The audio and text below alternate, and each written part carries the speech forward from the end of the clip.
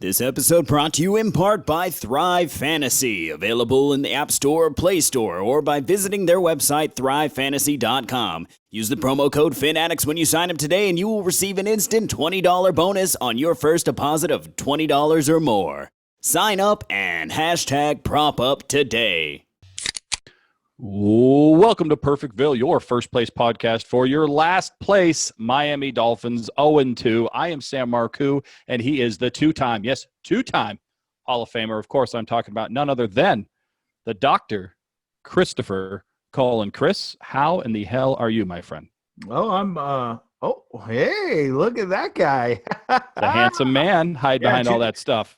Two-time Hall of Famer. I got the very new helmet, game worn supposedly too, and of course Intercontinental Champion. So you're dealing with the best, buddy. How's it going? It's going all right. I do have a question about game worn stuff, because technically if I were to wear that helmet during the game, even though I'm watching the game, it would be game worn. So who actually wore that helmet? Probably someone like Daryl Gardner. I don't know. It's got a big face mask on it, and there's not a ton of damage, so they didn't play a lot. It's very awesome that you're able to get the Tim Bowens sophomore season helmet there. Shout out to Tim Bowens, one of my favorite Jimmy Johnson era Dolphins. Here we are. If you're watching us right now as part of the Fanatics Network, we are a part of the Fanatics Network. Welcome to Perfectville. You can also listen to us on all the podcast apps that you were listening to us before, but we are smack dab in the middle of the season now. We're heading into week 3. We're going to talk about the stash versus the beard, the old man versus the young man, Ryan Fitzpatrick versus Gardner Minshew. The Miami Dolphins also play the rest of the Jacksonville Jaguars. We're going to talk a little bit about that. We're going to bring back one of your favorites, and of course that is Misery Loves Company. But before we do any of that, Chris, we do have to. I don't want to, but we have to talk about what in the hell happened week 2 against the Buffalo Bills. The Miami Dolphins lose again, this time losing in a different fashion. What are your thoughts about the Buffalo Bills beating the Miami Dolphins in our home opener? Oh, Sam, it was pathetic. It was embarrassing. It was sad. There's technical difficulties. There was on both the CBS footage and our gameplay. Our game plan for the second week in a row has looked complete garbage. On the defensive side of the ball, the funny thing is we spoke last week about how nice it is that, we did bad against a run with Cam Newton, but at least we're number 1 in the pass defense. Yay! And then we came out here and made Josh Allen look like John Elway, and Dan Marino had a sexy quarterback baby. He was unbelievable. He's like breaking tackles head on against Ogbah, gigantic men like him and Van Noy.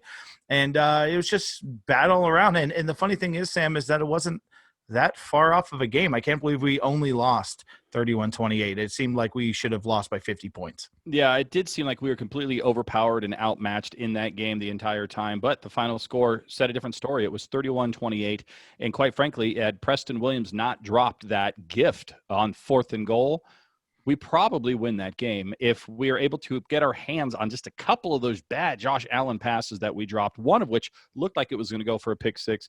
We probably win that game, and we win it in a fashion where people are going, all right, this is the Miami Dolphins team that we thought we were getting. We just beat the AFC East favorites, the Buffalo Bills, but it didn't happen. And you're right, we lost through the air, which is how you want to lose if you're going to lose to Josh Allen. But here's the thing. He threw for over 400 yards, Chris, but a lot of those yards were completely on the wide receiver. Those balls that he were throwing, he was spraying like he was a teenager out there. He could not aim. He could not hit the toilet. Josh Allen was throwing balls all over the place, and his wide receivers, credit to them, they went out and got the ball. Unfortunately, they got it just about every single time. So when you look at the stats, Josh Allen looked like he's a god, like you said, the love child between John Elway, Joe Montana, and Dan Marino. And he goes for over 400 yards. And not only do we have bad run defense, but we now have bad pass defense. We're now 0-2 in our own division. We're coming into a short week against Jacksonville Jaguars, and it all of a sudden looking good, Gardner Minshew with that whole team. Kind of worst case scenario to open this season if you're a Miami Dolphin fan, is it not?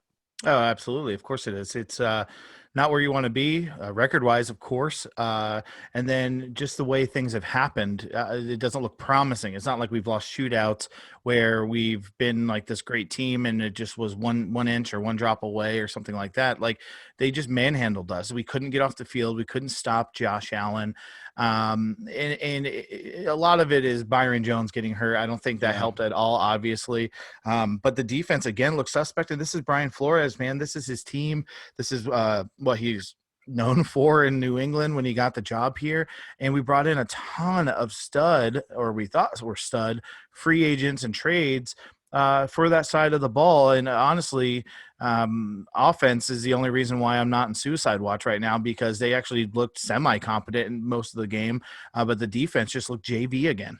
Yeah, it wasn't all bad. We do have some good things that happened in this game. Mike Gesicki comes to mind for one. Isaiah Ford with a surprising performance, number two. Ryan Fitzpatrick wasn't as bad in week 2 as he was week 1. In fact, he was actually pretty darn good. The offensive line actually looked pretty darn good as well. So there are some positives primarily on the offensive side of the ball. But before we get to those positives, we do need to talk a little bit about these negatives, because you're right. Byron Jones going out really affected this game plan. In fact, I would say that injury was significant enough that it probably changed the outcome of this game, because what ended up happening was our talented rookie, Noah Tungavailoa, I believe is his last name.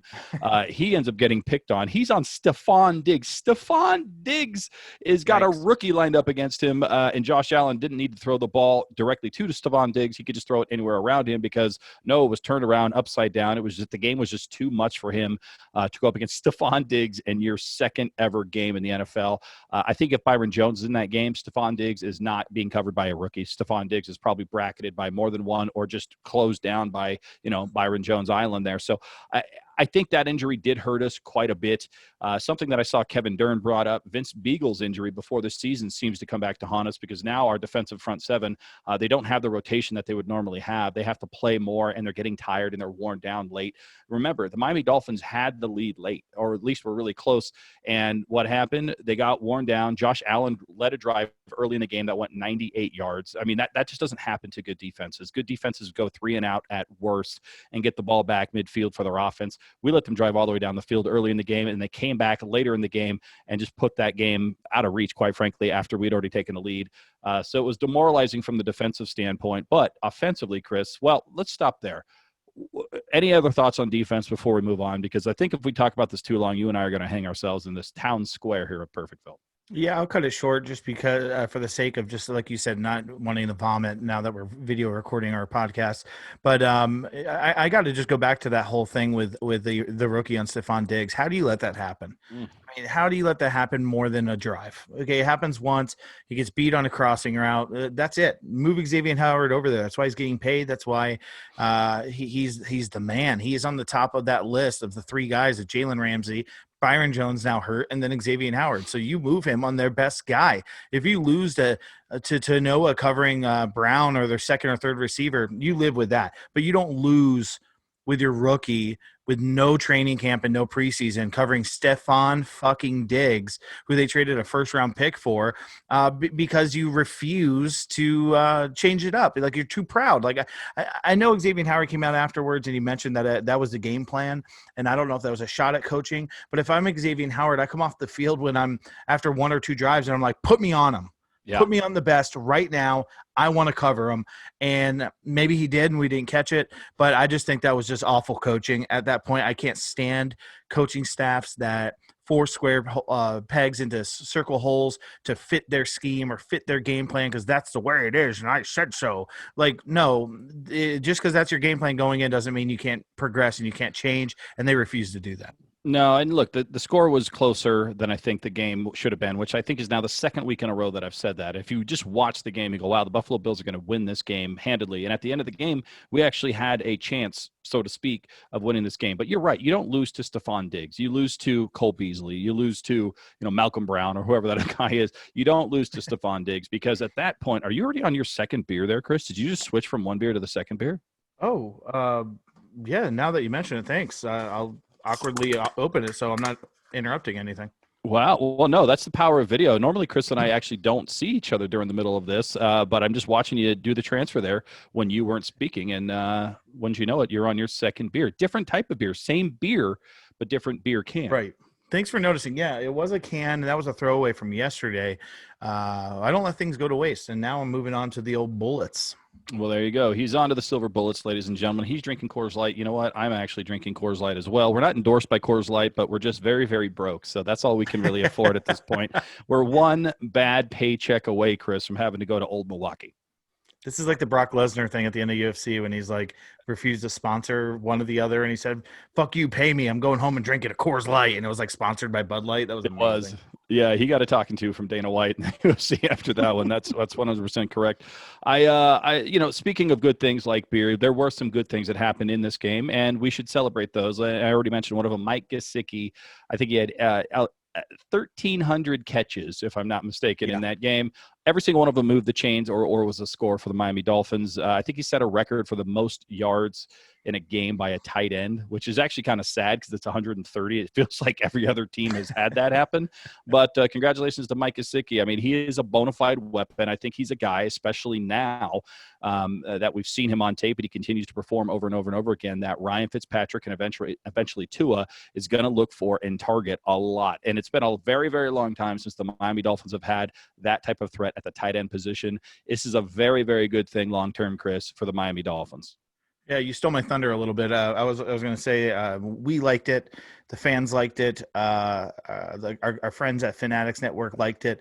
But the guy that liked it the most is Tua Tagovailoa. He's on the sideline licking his chops. He has this guy that's gigantic with a huge wingspan that more often than not, especially if paired with Parker and Williams for the next few years, will be covered by a much shorter, more likely safety or slot corner or linebacker. So the fact that he was able to stand out and be so good is impressive, and it was fun. That was so fun to watch him just light it up. I feel like he deserves it. I feel like you probably agree with that. He's been misused or mismanaged early in his career, even when Gase was his coach, and he kind of showed out a little bit against the Jets the first year of Gase, last year against Gase, and got up and was all pumped and, doing the first down and everything because he feels like he wasn't used properly. You got this huge weapon that's fast, that's big, that's gigantic, and has a huge wingspan and can fucking catch. Man, his hands are like glue. That touchdown was pure beauty, but God, that crossing one-hand catch was just so far probably one of the catches of the year early in the season. And Fitzpatrick and him have a great chemistry, and I know right now Tua's sitting there and he's like, if I was able to throw to him all training camp, I might be the goddamn starter. He doesn't drop anything. No, I mean, that was, he had some stickum on his gloves. It looks like he borrowed Aronde Gadsden's gloves for that catch. I mean, that's what it reminded me of, Chris, was that Aronde Gadsden catch, except for Aronde Gadsden had to extend out in front of him to get that ball from Jay Fiedler against the Jets. This one was behind Mike Gesicki, and he just reached back with one hand, grabbed that, and got it in. It was unbelievable. I agree with you. Catch of the year so far. The season's only 2 weeks old, but that is the best catch I've seen in the NFL, bar none. I challenge anybody to show me a better catch throughout the first 2 weeks. The only one that might be was the touchdown pass that Stephon Diggs had in that game against us, but I don't even think it touches the level of skill, commitment, and just excellence that Mike Gesicki had in that catch. He is going to be a force. He's already my starting tight end in all my fantasy football leagues where I've had him on my bench. I've already moved him back up into the starter position here, and I'm glad I did because I think he's going to get me a lot of points for a lot of weeks and a lot of years in my dynasty league. So Mike Gesicki, my hat's off to you. We also had Isaiah Ford. I think Isaiah Ford is somebody who's going to thrive in this Chan Gailey offense. I think much more so than somebody like Jakeem Grant or maybe even Preston Williams, quite frankly. I mean, Preston Williams, other than getting the 2-point conversion, really has not had a very good couple of weeks here to start the season. Maybe seeing some residual effects from his knee. I'm not sure. But Isaiah Ford, keep an eye out for him, Chris. I think Isaiah Ford, by the end of this season, is going to be a guy that we look back off and go, wow, I'm glad we've had him on our team for a couple of years. This is the type of guy that Chan Gailey is going to make a very quality receiver in this offense. Isaiah Ford is fantastic, and our buddy, we know him from our time on the message boards. Jason Jennings, he's a huge Virginia Tech fan, and he was talking my ear off about this guy when we first got him, and talking about how he's just a vet, a pro. all ACC, everything, catches everything, and he runs great routes. And we saw that when he got that first down on 3rd and short, when he went in motion and did a quick like arrow route into the flat, and he had great body control, knew where the sticks were on the field, great awareness, and he was able to jump and dive forward over multiple tacklers. But real quick, I want to throw a little bit of respect back to Preston Williams, because I think everybody forgets, especially because it just went to technical difficulties after that, and they challenged it and it stood. That catch he had right towards the end zone, right before everything went to shit, was unbelievable. Fair enough. That was a fucking incredible catch. Great throw by Fitzpatrick. What a catch for him to drag his feet. I thought they're going to overturn it because the ball kind of popped out after he hit the ground, but he did go out of bounds first, technically stopping the play. Unbelievable catch. Yes, he hasn't been 100% what we expected, but he is coming off of a devastating injury with no preseason, not a huge normal training camp. So I'm willing to wait a couple of weeks for this guy, but that catch was flashes of last year. I'm not. I'm going to throw him to the wolves right now. You hate our receivers. You are soft as shit, Preston Williams. DeVante Parker, get off the soft bench. You're hard as hell. Preston Williams, you're back on that soft couch. Wait, did you say Parker's hard as hell? DeVante Parker, hard as hell, man. He and that's no Blue Chew ad, ladies and gentlemen. I wish I was like Joe Rogan. I can be like, hey Jamie, put that in the old box. We're gonna bring that out later. Record that now. Cut it. Funny thing about that catch, Chris, is if that was in the end zone, that actually would have been waved off because he didn't complete the process of a catch in terms of holding onto that ball for the rest of his life. But since he went out of bounds instead of into the end zone, it's considered a catch because the play is dead as soon as he goes out of bounds. So you're absolutely right. It's a weird, quirky rule, the Megatron rule, if you will. But yeah, Stan, before we move on, can I mention something? Because I'm going to take advantage of this right now. We're on video. What if I said no? What if I said no? You couldn't mention anything. Pushing through it like Solomon Kinley. I'm just going to just drive you 5 yards back into the ground. Don't care. It. All right, then. Based on that reference, yes, you can mention anything you want. Thank you, Judge, Jury, and Executioner. So I got to mention, we're on camera because this is going to happen now. This is going to be on Reddit. This is going to be on Twitter, and I can't wait for it. I live for it. This is actually really fun that we're doing this. I love this element of the show. I was telling you beforehand, it's like getting new cleats when you're a kid playing baseball. You're like, I'm going to steal every bag. I got swag now. So we're on video. I've got the new arm and the setup. Like, I feel good. Sam, I got to ask you, the mustache. That is fucking sweet. What's going on? We're on camera now. You cannot hide these things. Tell me please about the porn stash, and it has to be relevant to what's going on tomorrow night. Well, if you do look at my beautiful sweet stash right now, you will see. Oh, I could have went without the tongue and the sound effects. And the sound effects that are going in this. So the people that are just listening to this, that are just getting the auditory experience, or just hearing that wet tongue roll over my sexy mustache here. Whereas the people that are watching us on video, on YouTube, Twitter, whatever it happens to be, you're seeing the tongue ripple over every single individual hair on my lip, on the sides of my mouth. It is a sexy Minshew mustache mania. I got caught up, man. Look, we're going to talk about Jacksonville Jaguars. We're going to talk about the Miami Dolphins. We're a Miami Dolphins podcast. I've had a beard for a long time for Fitzpatrick, but look, we're playing Gardner Minshew. We're playing Minshew Mania, the mustachioed quarterback, man. I love everything about Gardner Minshew. We're going to talk about Gardner Minshew on the second half of the show here, but yes, you are correct, Chris. I do have a beautiful, sexy stash, and yes, it does relate and pertain to Thursday night's game against those Jacksonville Jaguars. We'll talk a little bit more about my beautiful facial hair, brought to you by Manscaped. Just a little bit later there, Chris. Speaking of that, I just got my Manscaped stuff. It was unbelievable how much is in that box.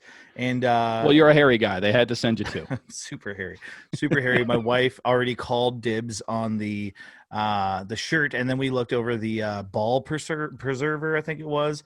And then there's like a spray that like deodorizes. It's almost like, it's been a long day. You couldn't hop in the shower, but you got a date. You got to just kind of, sweeten them up a little bit. That's fantastic. We're going to frame the newspaper that came with it.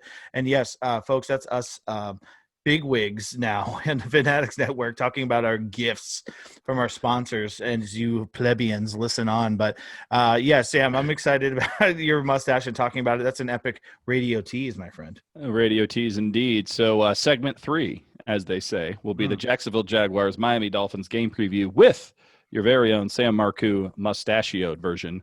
That's coming up later, but we are wrapping it up, putting a pin in week 2. Let's never talk about week 2 of the 2020 season ever again, much like week 1 here, Chris. But one last question before we move on, because I asked this after week 1, and you said, yes, it would have made a difference. I want to know from you right now, should have had Tua started this game instead of Ryan Fitzpatrick, would the Miami Dolphins won this game or not? No. No, this wasn't. Tua doesn't play defensive back. Tua doesn't play safety, where Bobby McCain's burned. Our buddy Kevin Dern tweeted today that he watched the All-22 tape, and the eyesight and the vision from Baker, who doesn't get enough flack for his bad plays out of the last 2 weeks, by the way. Baker and McCain has just been dreadful, and he doesn't know how or if that can be changed or fixed. So, no, Tua doesn't play defense. He doesn't play defensive back. He's not Myles Gaskins. I don't know if that makes it much of a difference, because Fitzpatrick looked pretty good. You put 28 points up on the Buffalo defense, you think you got a shot. Yeah, we're going to talk about fantasy football later and how I'm getting robbed in the okayest fantasy league ever. But I did want to say, speaking of Myles Gaskins, the best fantasy football team I have seen so far this year, Chris, is somebody put that bitch Myles Gaskins. Which, that's amazing. That is an amazing reference to the Tiger King and that bitch Carol Baskin. But somebody out there has that bitch Myles Gaskin, and I about fell on the floor laughing there, Chris. Whoever that was, I don't know who it is. I don't want to be accused of stealing it. It was not my original idea. It was not. I wish it was. But that is an amazing deep cut, by the way. That has to be a Miami Dolphins fan. Nobody knows who Myles Gaskins is other than maybe the Buffalo Bills defense at this point. But that is an amazing fantasy football team. Yeah, that's a great name. I thought the Flores Lava was that's good too. Which it is. It's good. But that bitch Myles Gaskins is fantastic because it's both names. He didn't flub anything up. Everybody in this world knew what he meant. Kudos. That is a great name. Kudos to whoever that was. We'll talk a little bit more fantasy football in just a little bit. But Chris, I'm bringing this back. I'm gonna walk it back, as the kids like to say, to last season, because last season there was a lot of misery for the Miami Dolphins. We knew going into the season that it was a rebuilding year. According to some experts like Steve Young, it was a dangerous year to be a Miami Dolphins player, let alone a Miami Dolphins fan. But we had a lot of fun with it here on this podcast, Chris, because we weren't alone. Because why? Because misery loves company. And we had a segment every single week last week when the Miami Dolphins lost about who was joining us on the couch of despair, or the chair of despair, as we like to say. And we're going to bring that back this week here, Chris, because we're 0-2. Yes, we're in last place in the AFC East. Yes, we lost to the New England Patriots and the Buffalo Bills, two of our hated rivals. But we're not alone. We're not the only team or only fan base out there that's hurting right now, Chris, because misery loves company. So who is joining us this week on Misery Loves Company? I'm going to go ahead and let you start. Oh, thank you for that, Sam. How quaint. How nice of you.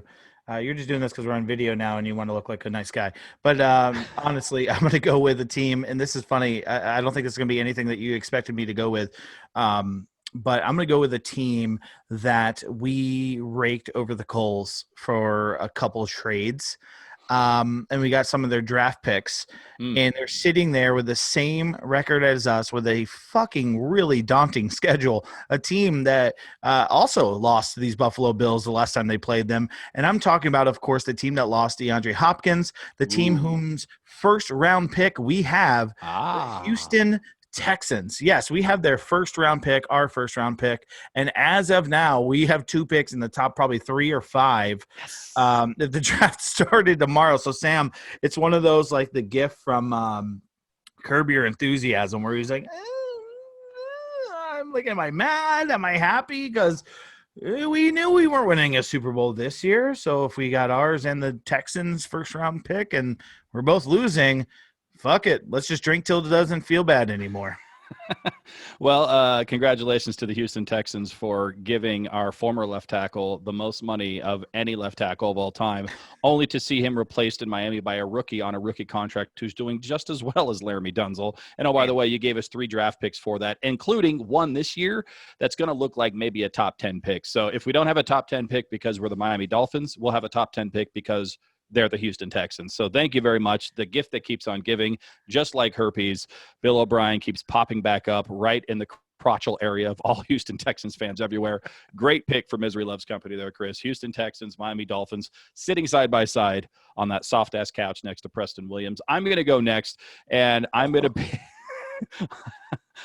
pick a team that we know near and dear to our hearts, a team that has leadership, quote unquote, that we know near and dear to our hearts, a team that's looking up the asshole of not only the New England Patriots, but also the Buffalo Bills, and quite frankly, the Miami Dolphins. Of course, I'm talking about the New York Jets. Adam Gase has somehow made the New York Jets even worse. I didn't even think it was possible after the Rich Kotite years, but Adam Gase leaves Miami, goes to New York, takes all of our garbage. Kalen Ballage is on the Jets, mind you, right now, and makes them look not only pedestrian, makes them look like midget pedestrians. I mean, they might be the worst team in the league.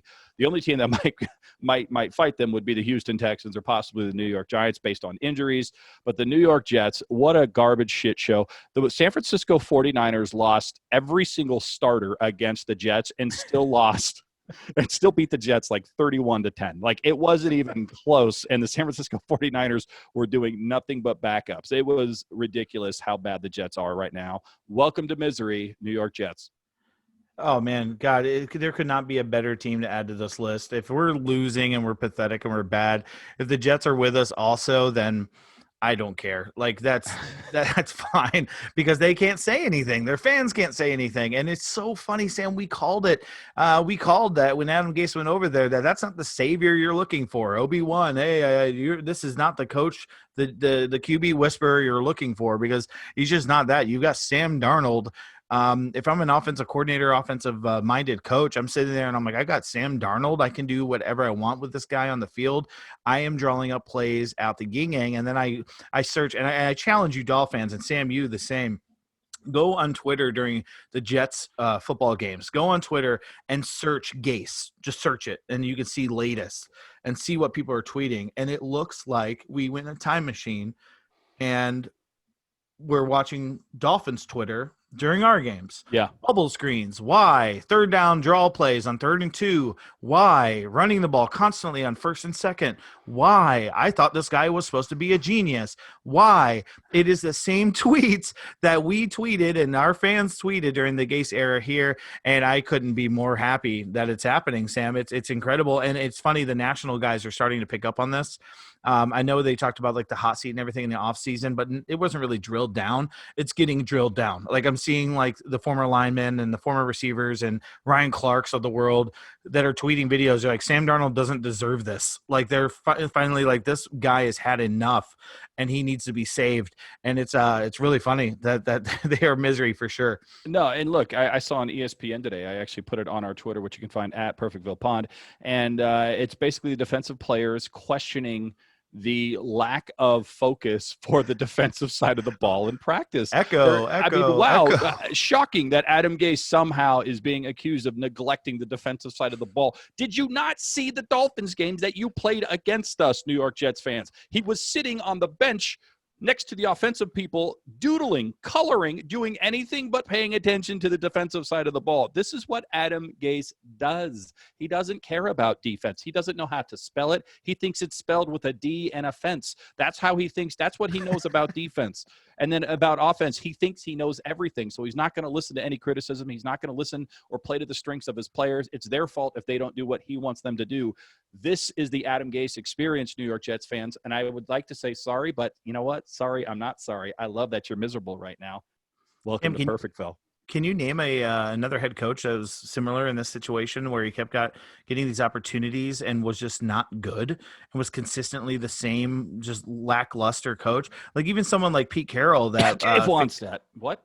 Well, but see, here's my thing though. He didn't get an opportunity after us. Like Pete Carroll did, but he was pretty bad with the Patriots. He was all right, but he went to college, kind of revamped his game and changed a little bit, and now he's having success in the NFL. I've never seen a coach like Adam Gase fail so miserably and fall so hard with a divisional rival, and then another team sign him, and they're like, it'll be okay with us, especially in New York with our media market, and he is just as bad, if not worse, and he has a quote-unquote better quarterback with Le'Veon fucking Bell. Like, we went to the playoffs with Jay Ajayi's knees and Matt Moore with Adam Gase. So what the hell are the Jets doing? I'm convinced that we just had some fairy godmother dust that just was sprinkled all over the field that year by the name of Cody Parkey, because we were going to lose to the Browns until Cody Parkey decided that he would rather miss 3 field goals against us and give us a shot to win. We got high from coke with our offensive line coach before the game. Well, that's what happens when you're Chris Forrester. But speaking of Cody Parkey, this is not the Misery Loves Company, but congratulations to him. He's back in the league, Chris. Our favorite kicker, your favorite kicker, my favorite kicker, Perfectville's favorite kicker, Cody Parkey, back with the Cleveland Browns. Congratulations, Cody Parkey. All right, now moving on. We have one more spot on the couch here, Chris. We already have the Houston Texans. We've got the New York Jets, as well as us, Miami Dolphins. Who is joining? Who's got the last spot, the last cushion here at Misery Loves Company? Oh, Sam, I don't know. I'm on video, so this is really weird, but I think I hurt my neck. I got really fucking hurt just even thinking about the San Francisco 49ers as a franchise. Holy shit. Did they have some bad luck on Sunday? These guys are blaming the turf at MetLife Stadium, by the way, for all these injuries. But we've got Nick Bosa gone. Yep. 2 plays later, the same cart that took Nick Bosa off. They're like, hey, come back. We need you again. And it's, Solomon Thomas or whatever the hell his name is, another defensive player. He's carted off. And then they lose. Gorgeous-ass Garoppolo leaves the game for Nick Mullins, who comes in. And they, like you said, they still won by 30 against the Jets. And they have injury after injury. Richard Sherman's on the IR currently. Most start. Yeah, he has like 98 yards rushing, and then he's done. He goes out of the game. Sam, I've never seen such a terrible, horrendous game of injuries. Like, this is worse than Tannehill coming back from his knee injury and getting hurt in training camp before the season, and we are all just like heartbroken, and we signed Jay Cutler. This is worse than that. This is a team that went to the Super Bowl last year and literally should and could have won that game against the Chiefs if not for some unlucky breaks. And here they are now, week two, Sam, not 14, not the playoffs, week 2. And literally like 9 of their guys are on IR. It's horrible. They are more misery than we can ever imagine. Well, then everybody out there is calling them the San Francisco 49 IRs because everybody's on injured reserve. I mean, I've never seen a team just fall apart like this. Like you said, it's like that scene in Airplane where people's arms are just falling off and when they're trying to pull the sleeves off and their arm just falls off and then their leg falls off. It's ridiculous how injured they are. Like, I hate the 49ers. I'm not going to lie. And I'm watching this going, I feel kind of bad. And you're right. Yeah. The same cart has to come out 2 plays later. It's like Nick Bosa's not even off the cart yet. And they're like, hey, we need a cart to come out here and get an injured player. Like, yeah, no, we already got him. Like, no, I don't think you understand. There's another one. We got him. Defensive lineman. We got him already. No. His neighbor's hurt. He's like gassing up. He's like gassing up the cart, and they're like, "No, come on, we need you." He has to like throw out the gas pump. Yeah, that's just unbelievable. 2 plays later. And they need like a bunk bed truck of cars to come out and pick them all up. Just put the gurneys on a little bunk bed up there and just send them out there. That's like Emmett from Lego Movie. He's like wants to build a couch with like the top and bottom. Like, this is their injury cart for the 49ers. Have you seen the meme where they changed the logos and it's a handicap symbol in the logo? It's fantastic. I'll text it to you or tweet it out if you haven't seen it. It's hilarious. Oh, I've seen it. Trust me. I've sent it to every single 49er fan that I've ever met in my entire life. I live out here in 49 country right now. It used to be like the Raider haters right now would be all over the Raiders, but the Raiders are 2-0 in Las Vegas. The San Francisco 49ers are 1-1, but they also only have one player that's actually active and healthy to play week 3. They called both of us to help play tight end next week. Yeah, they called me and they was like, hey, what are you doing Sunday? Because we know the Dolphins are playing Thursday. Do you think you could help us out? We need somebody. They're so badly injured, Sam. We didn't even mention George Kittle is hurt, and he's like the best tight end in the league. That's old news. George Kittle's been out for at least a week. We're talking about people like right now, somebody on the 49ers guaranteed is getting hit by a bus. Like, that's how snake they are. As we record this, somebody's getting run over just by the BART train going from Oakland Frank to San Gore Francisco. Just got hurt because he played for them before. Yeah, Joe Montana just cut his finger while trying to slice a banana. Like, that's how bad the 49ers are right now. Steve Young just said something stupid because he's concussed 87 million times. just because he was a 49er. You and I are going to get injured just because we're saying the name 49er. So we need to move on. The couch is full. The San Francisco 49ers, the New York stupid Jets, and the Houston Texans, who are giving us all of their draft picks, all join the Miami Dolphins in week 2 on the chair of despair. Misery loves company. This segment is now over. We are moving on, and we're going to go pay some bills here, Chris. We already talked about you just got your Manscaped package. I'm going to get my package Manscaped while we're on break, talking about Manscaped, talking about all our other beautiful, lovely sponsors right here on Welcome to Perfectville, part of the Fanatics Network. We'll come back. We're going to talk a little bit Jacksonville. We're going to talk a little bit Miami. We're going to talk a little bit this sweet stash. We're going to talk a little bit fantasy football. We got so much to cover, Chris, in so little time. Let's just go pay some bills. You go take a leak. I'm going to go get another beer myself, and we'll come back and talk some more Miami Dolphins football. What do you think? Sounds great, buddy. Right at this moment, there are men everywhere, doing manly things. Beards unkempt, hair run amok, leaving them in a state of hair despair. And that's just what we can see. Never mind what's going on downstairs. But it doesn't have to be that way. Thanks to our friends at Manscaped. Go to manscaped.com and enter our promo code FINSUP to save an instant 20%, get free shipping, and help quell the hair despair in your life. These bearded bros are counting on you. Won't you help them?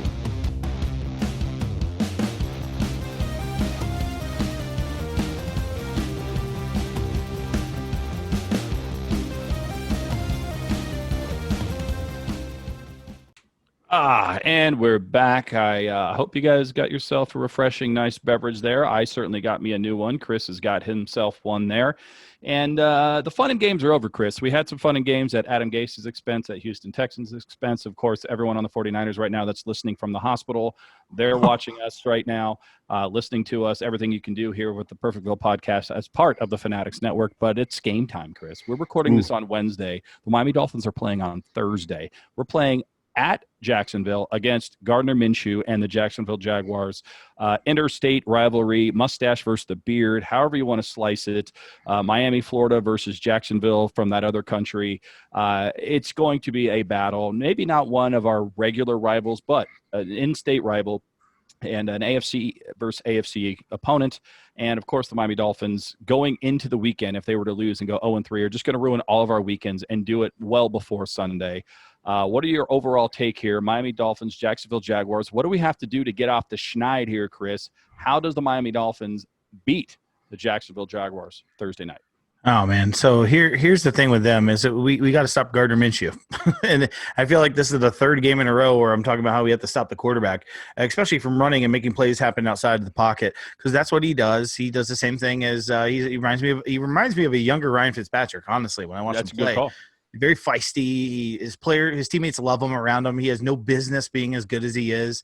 And here we are with his fucking headband from Karate Kid and his mustache from every Ron Jeremy porno in the 70s.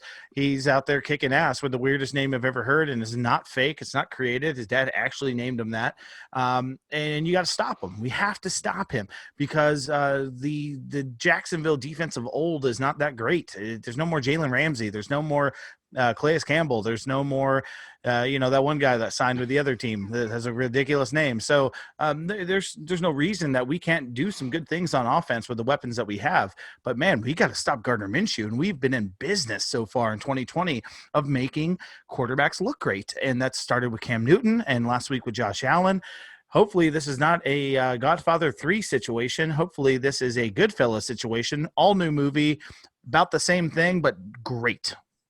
Yeah, I think you're right. I mean, the Jacksonville Jaguars remind me a lot of the Miami Dolphins from last year in that they got rid of a lot of talent, a lot of bloated contracts, and said, we have to start over. We have some pieces that we're going to build around, but we're going to start over. We're going to get a lot of draft picks. We're going to invest in the future through the draft and just start the fuck over. And they're doing that, yet they won, I believe, week 1. They almost won week 2. They're kind of that plucky team that's just got enough talent to make you think that they're going to be there all the time, but they also have just enough talent that if you take them for granted, they're going to skull fuck you. And then that's what happens. That's what the Miami Dolphins did last year to the New England Patriots and to the Philadelphia Eagles to a lesser extent. They game planned and they tricked them. They trickified them until they actually got the victory. And I could feel like the Miami Dolphins could end up having that happen. I feel like the Miami Dolphins have more talent than the Jacksonville Jaguars. I think they have a better coach. I think just about everything checks the box for the Miami Dolphins versus the Jacksonville Jaguars. However, it still doesn't stop the fact that Gardner Minshew's got one of those X factors, much like Ryan Fitzpatrick. I think that's a hell of an analogy there. And they have DJ Chark. They've got these guys that do have some talent that if we don't pay attention to, they're going to end up killing us here, Chris. I could see this one getting out of hand early if we don't come out of the box right away. And one of the things that Brian Flores teams do not do is come out of the box hot right away. I think the Miami Dolphins have to either put up a big stop early or they have to score very, very early. I haven't looked it up because I'm too lazy and too fat, as you can see on video, to do so. But I have a feeling that the Miami Dolphins, since Brian Flores has become the head coach, has got to be the lowest scoring team or one of the lowest scoring teams in the first quarter. It's not something that we do very well or very often. I think in this game, we have to make that statement. We have to score early. I don't care how they do it. If it's a field goal, if it's a defensive touchdown, if it's, Preston Williams getting off the soft ass couch and catching something other than a 2-point conversion, whatever it turns out to be, I think the Miami Dolphins have to score early, set the tone. And then at that point, I think you can have a defense that can maybe play this way a little bit more and play with a lead as opposed to from behind where they have to create some turnovers. That's how we have to beat them. You're right. We have to stop Gardner Minshew. We have to score early somehow, and then rely on the talent that we invested heavily in terms of draft picks, money, and trades to do their job after that. Yeah, I agree with you that we have more talent. The problem is that it's not by much, and we're a road Thursday night team, and that is just something that doesn't bode well for anybody ever. And if you look back at it, Sam, like you said, same thing, lazy as fuck. Did not pull up the numbers on this at all, but you can look it up on Twitter. You've got the old Google on your phone, so you can check it out. But we have not been very good on national TV games for a long time. When we are the singular focus of the NFL world and the cameras and lights are on, we just really suck. Like, we have been bad for a long time, especially when they come in and try to make a story about it. And they're like, oh, they got Parker, who should have been a Pro Bowler last year, and Fitzpatrick's the Fitzmagic. And here we go with this young, strong defense with Van Noy and these guys. It's like, man, shut up. You're talking too good about us. There's no way anything good of this is going to happen. This is a statement game for Jacksonville. I listened to these players before the season started, and the guys that stuck around that did not get traded, did not get tanked off, so to speak, are pissed. They want to play. They are just like the Godchows of the world, the Wilkins of the world last year. We're in the same situation where everyone's talking about how you're tanking for Lawrence and us with Tua, where they find that disrespectful to their current regime and their current players and their current roster. So they want nothing more than to come out on national TV and wipe the fucking floor with an in-state rival. And that's what they're going to come out to do. We're going to have to play defense. We're going to need turnovers, and we're going to need to get a freaking pass rush, because I haven't seen one yet since COVID happened. So I would love to see a pass rush with one of these guys of, Agba, or one of these. Can we blitz and get a sack? Like somebody, can we get a turnover? We're going to need it, Sam, because they're going to be pumped up. They're home. They're on national TV. And it's going to be a tough game. It is going to be a tough game. I don't expect us to win this game by a lot, if at all. I think it's going to be a low-scoring game because the talent is low on both sides. I think we're an ascending team, whereas they're kind of plateauing and possibly descending down by choice at this point. But you can't discount the fact that it's a short week. You can't discount the fact that I think Byron Jones is, again, not going to play, which means our rookies out there are going to have to step up and be something more than they were against the Buffalo Bills, at least in the defensive backfield area. We don't have a lot of pass rush still. So Shaq Lawson, you got to do something. Kyle Van Noy, you got to get in there. Emmanuel Agba, you got to have something other than an interesting name in order to make the paper here going forward. You have to step up. You have to make something happen. You have to get around those trash bags offensive linemen that they have, and then get Gardner Minshew and put him to the ground while he still has the ball in his hand. That's what you have to do. You have to create some chaos back there because he doesn't have the fleet of foot of Josh Allen or Cam Newton. He doesn't have that size. I think if you can get some bodies in front of him, tip the ball. I don't care if you don't get the sack, but get in front of him, get your big ass mitts in front of him and tip the ball so that somebody else on defense can maybe grab that ball and create a turnover. You guys have to do something like that in order to help your offense out a little bit. The offense put up 28 points against the Buffalo Bills. The defense gave up 31 against those same Buffalo Bills. We have to do better about allowing teams to score. Even if it's 3 and out, you have to demoralize them. I'm not sure exactly how to do that, but that's because they're not paying me to be the coach. I'm just saying from the outside looking in, to me, It looks like the defensive line has to step up in order for the Miami Dolphins to win this game. What about on offense, Chris? What does Miami have to do on offense in order to be successful in this game? We got to keep the ball. We got to establish a run. We have to get whether it's Jordan Howard, Myles Gaskins, or Breida, or the combination of three, we have to get the run game going. I think that should be a big focus for us. I think I would like to see a lot of screens with our offensive line that we have, a lot of young talent that's fresh-footed and got some size to them to get them out in space. And really start working that. We got to keep the ball. We need long drives. We need 6, 7, 8-minute drives where we're just taking them down the field, because look, we're both Florida teams. We're both used to the humidity and the heat, but we're also both teams with human beings on them. So if we can stay on the field for 7 to 8 minutes and keep their defense on the field, no matter how used to it they are, you're in that humidity underneath those lights for 8 straight minutes of a team just grinding 5, 7, 9 yards. Bang, bang, bang. It's going to tire you out, and it's going to gas you, and it's going to keep our defense fresh so we can finally, hopefully, pin our ears back and get some pass rush. And that's number one. Number two, Sam, we have to score when we're in the red zone. No more field goals, no more turnovers on downs, no more drop passes on a slant.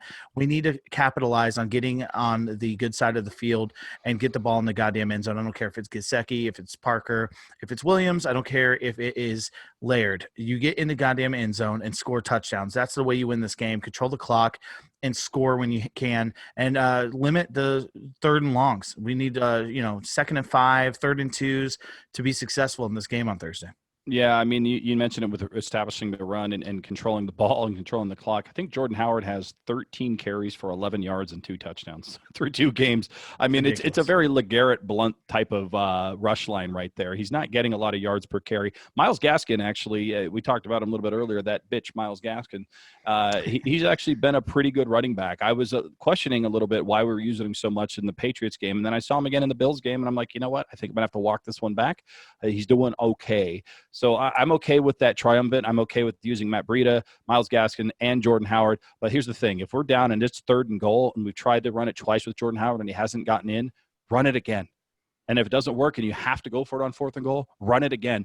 You have to establish that run. I mean, it's already been proven that we can't just throw the ball every single time and be successful in this league. We do have to keep them honest, so to speak. So you're right. I think the run game needs to be established, especially when you're coming off of a short week, because Jacksonville's coming off of a short week too. And they had a big, tiresome game against the Colts, if I'm not mistaken.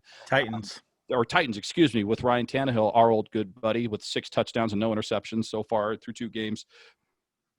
They're going to be tired. They're going to be looking for some sort of redemption. They could make a mistake on defense trying to make something happen.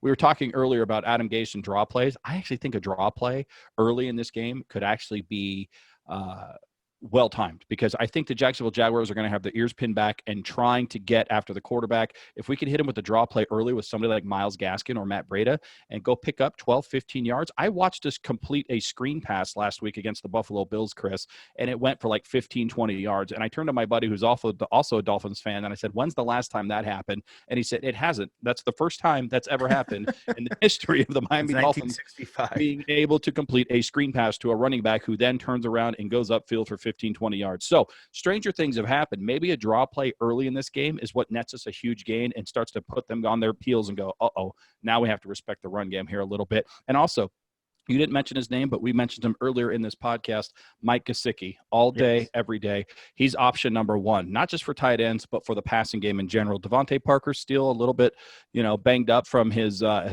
hamstring injury. He's going to be out there. He's going to be playing. He's option 1A or 2. Those are your guys. Those are your horses. Those are the 2 people that we absolutely have to focus on in the passing game in terms of getting them the ball and letting them go out and create some plays after they catch the ball. Yeah, the best part about that is that as a defensive coach, you're coming in, those are the 2 guys you need to stop.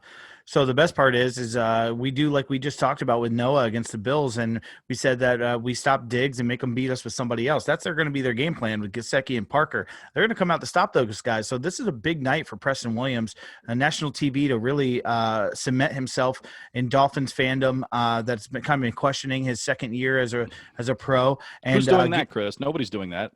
Oh, it's all. When you have the title, you speak. Preston Williams is not soft. Preston, got you, buddy. Parker, you two guys come join the Chris Cullen presented by Perfectville show, where I'm the only host, and we'll have a good time, guys. We'll Probably have to carry him to your side of the street anyway. Oh my God. We'll talk about hard things because we are not soft. But yeah, Preston Williams has a chance here to really stand out, man. Like seriously, him and like a guy like Breida or Gaskins can step up, especially when the defense is leaning towards the Parker and Gesicki side of things.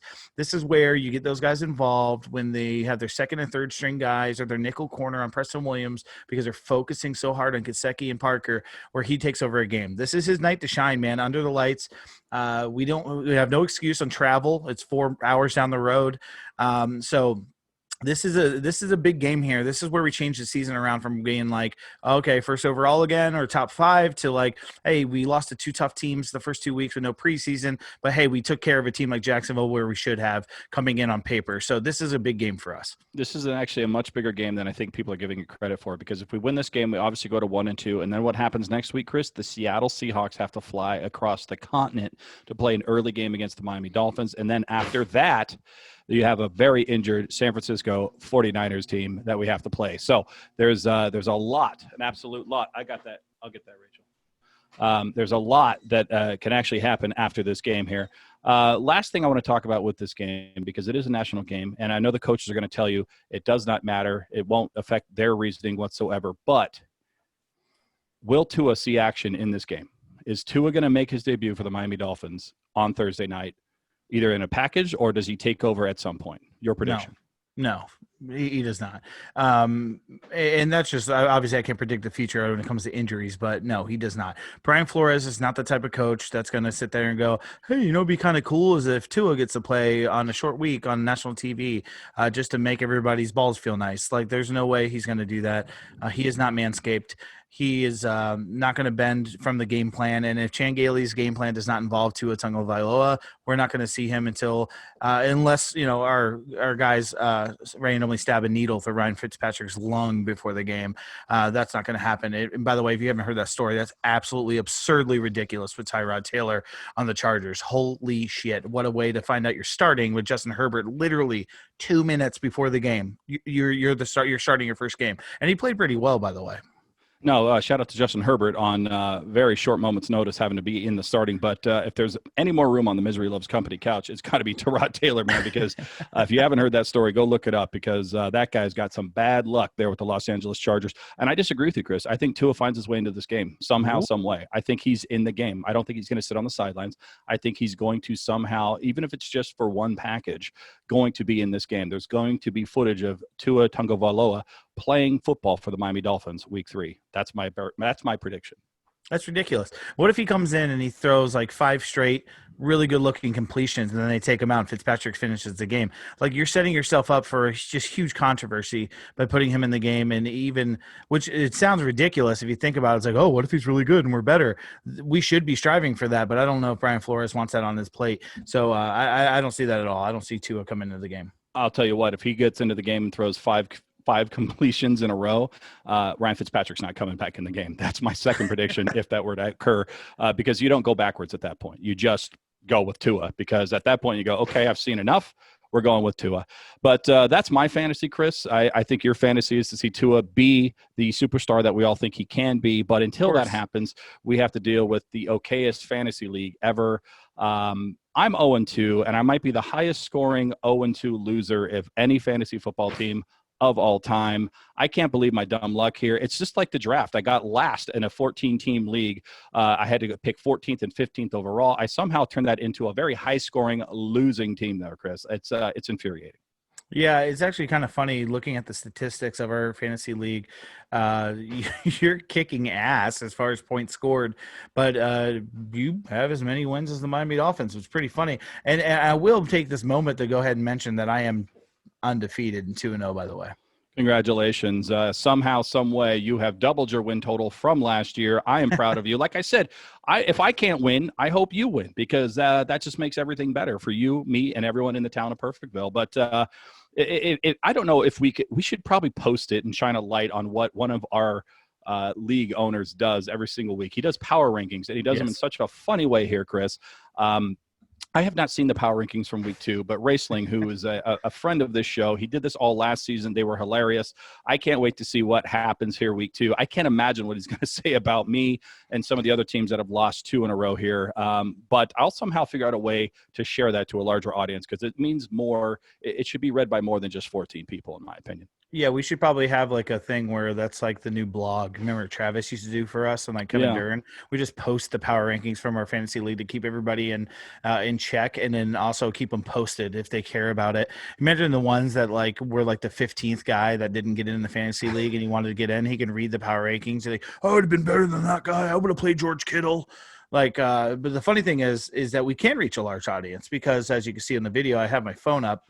Raceling knew he wouldn't make it in time for his rankings. He was doing IT tickets is what he said to me. And I made the joke, oh, you're doing IT tickets for the movie? I thought that came out of the theaters already. Oh, dad joke. I know he'll laugh at that. But he actually went ahead and did them for me and you. And I got him here if you want to hear real quick. Let's hear it. Let's hear what this guy has to say about my bullshit bad luck. Well, we'll start with me. He had me at number 2 because I'm 2-0. Last week I was number 8, which is absolutely fucking ridiculous. And I told him I'm going to mention it. I'm going to shit all over it last week. I'm 1-0 last week. I did well. I had a lot of injuries on my plate with George Kittle, DeVante Parker, and such. And I did a great job of picking Leonard Fournette, even though he didn't have a team at the time of our draft. I just felt like he'd be picked up in the right situation. And I've been celebrated for it with being 2-0. Yet he has yet to, give me any kind of props until this week. Flores Lava. So I feel it's important for you to know this. I almost put Sam at number 2 over you. What? You might say in your best Hank Hill impression, which I can do. What the hell? God damn it, Bobby. I can do a damn good Hank Hill impression. Well, the fact is he scored more points than you. And what do I always say? Your opponent doesn't matter. It's all about offensive production. Yeah, well, it's only week 2, and I'm breaking that rule. I mean, come on. I couldn't put an 0-2 team over that's you, Sam, over a 2-0 team. That's me. That's me, Sam, for the number 2 position. There are limits to even my fucked up process, but enough about Sam. Let's talk about us. I meant you. Let's talk about you. Last week, Kamara and Ryan combined to give you 50 points. This week, Kamara and Ryan gave you 70 points. It's not very balanced, blah, blah, blah, but he did give me props. He did like that Leonard Fournette got me a ton of points on the bench. And he said, hey, look, light a cigar, crack your knuckles. You punted a gerbil and you grumbled, what's next? Why, I bet you don't even look at explosions when you walk away from them. That's what he said about me. So that's nice of you. Thank you, Raceling, for finally being slightly positive. Skip some stuff there, but you'll see. We'll tweet it. Here's one, Sam, which is great, by the way. Your name is that right? Is it 1 in the pink, Tua in the stink? That would be correct. That would be my team name this year. Did you know that Tua named teams in our fantasy league are a combined 0-6? That's not a good sign for Tua.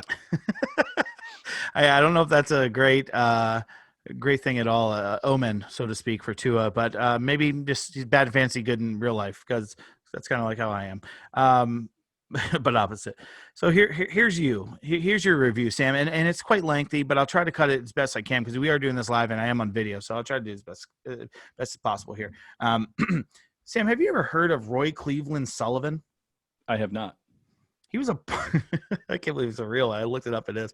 He was a park ranger in Virginia, and during the course of his life, he was struck by lightning. Guess how many times? 40. 7 times. Oh, that's pretty good. He was struck by lightning 7 times. People were actually afraid to be near him for fear of being struck themselves just by being near him. That's like us talking about the 49ers. Yeah. That led up to a lonely life, and he ended up committing suicide at the age of 71. Yeah, race does not hold back, by the way. Have you heard of Tutsumo Yamagachi? I have not. He was an engineer for the company Mitsubishi back in the day. He was working in the shipyard. He blew up because a nuke was dropped on Hiroshima 2 miles away. It ruptured his eardrums and hurled him into a wall, but he survived, luckily. He hid in a bomb shelter for a few days and went to the hospital. The problem was the hospital was 2 miles away in Nagasaki. Oh, my God.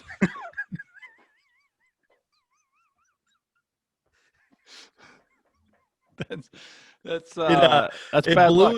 Yeah, it blew his bandages off, but legend says his testicles grew 3 sizes that day because he walked out to find his family. Unbelievable. Now, despite living on opposite ends of the world, those two men had one thing in common. They weren't as unlucky as Sam Marcoux. That's pretty damn good. Racely, this isn't even over yet, and I'm going to give you hats off, kudos, because that's fantastic. I couldn't stop laughing when I saw this on my lunch break. I swear to God. Okay, here we go. Let's be professional here. Hey, Sam, you want to maybe make peace with whichever deity you pissed off from hell, because you have the second highest point total in the league and 2 losses. How's that possible? You've played the top scorer 2 weeks in a row, but it's not just that. Oh no. It's that you've come so damn close. Last week, you lost by 7, 123 to 130. Respectable. And you're one of the top scorers. Should be fine, right? Wrong, bitch. Much like that bizarre, goofy meme, the league said, I'll fucking do it again, and slapped you with an even more painful loss. You're down by a single point. Picture this. You have the Saints kicker. The Saints get the ball back, losing with a final minute to play, and Drew Brees behind center. You just know some magic's about to happen. They start completing passes left and right, but the clock is quickly running out, Sam. Time management is questionable. Finally, they just crossed into long-distance field goal range with a single second left. Will they do it? No, because they're down by 2 scores. Why in the hell would you kick it here? Fuck you, Sam. Breeze whispers to himself as he hikes the ball for a meaningless final play. A single point away from a win, Sam. A single point you lost by in week 2, and you had the most points in the league and you're 0-2. I don't have any in-depth analysis or advice for you. None of it would matter. You're going to win or lose on a whim of an unseen force. I do have a theory, though. You'll win when the Dolphins do and lose when the Dolphins do. And if they win on Thursday, you'll win on Sunday. It's got to be tied to that, right? Nothing else explains your record. Fantastic job by Racing, as always, and there's 12 more of those. This guy spends so much time. He just ignores his family to get this done every single week, and we love him for it. And he might be right. If the Miami Dolphins win, then maybe I win. So that leads us to the last thing that we have to discuss before we exit and vacate the town of Perfectville here, Chris, and that is your official prediction for Thursday night. Tomorrow night, whenever you're listening to this, it might be tonight. What is your final prediction? Miami Dolphins, Jacksonville Jaguars, Thursday night. What do you got? I'm going to be positive here after talking a lot of shit. And I'm going to go ahead and go on a limb and say that the Miami Dolphins surprise the world and make some national TV people blush with a road victory on a Thursday night, 24-21 last-second field goal by Jason Sanders. Well, there you go. 24-21 Miami Dolphins over the Jacksonville Jaguars, which is the Chris Colin two-time Hall of Famer prediction. I'm going to go I'm not as optimistic about the final score, but I am in line with you on the surprise win. I think the Miami Dolphins, on the back of a surprise to a performance, actually come from behind and win this game 18-12 in a battle of field goals. I didn't think we were doing ridiculous predictions anymore. I didn't get the memo. And no, 18-12, we're going to have 6 Jason Sanders field goals to 4 Gardner Minshew field goals, or whoever their kicker is for the Jacksonville Jaguars. 18-12, Miami Dolphins, Jacksonville Jaguars. Miami Dolphins get their first victory of the season as road underdogs on Thursday night in the most boring possible fashion, a field goal contest, Chris. That's what I'm predicting. I've said this before on the show, Sam. I've been to the worst game. We won 9-3 against the Ravens, all field goals, back when they had Ray Lewis and we had Zach Thomas. It was the most – I was there, home game. Ricky Williams had a great game, but got stuffed every time we got in the red zone because Dave Wannstedt forgot how to throw the fucking football. And we're just like, hey, Ricky, just do the whole goddamn thing. And he even kicked a couple of field goals, I think. Linda Murray slipped on the clay. Boring as hell. I hope you're completely wrong. If not, I'm glad I took off Friday. I can sleep through it. Well, either way, we have the Miami Dolphins winning. My daughter actually predicted that they would win 31-10. She's very optimistic about the Ryan Fitzpatrick-led offense of the Miami Dolphins. Speaking of Ricky Williams, Chris, check out Ricky Williams on the Fanatics podcast earlier this week. He joined Brian and Savach and everyone else there. You can check that out just as soon as you finish listening and watching us, which we're just about done, because there's only one other thing to say, Chris, and that is goodbye from Perfectville. Later.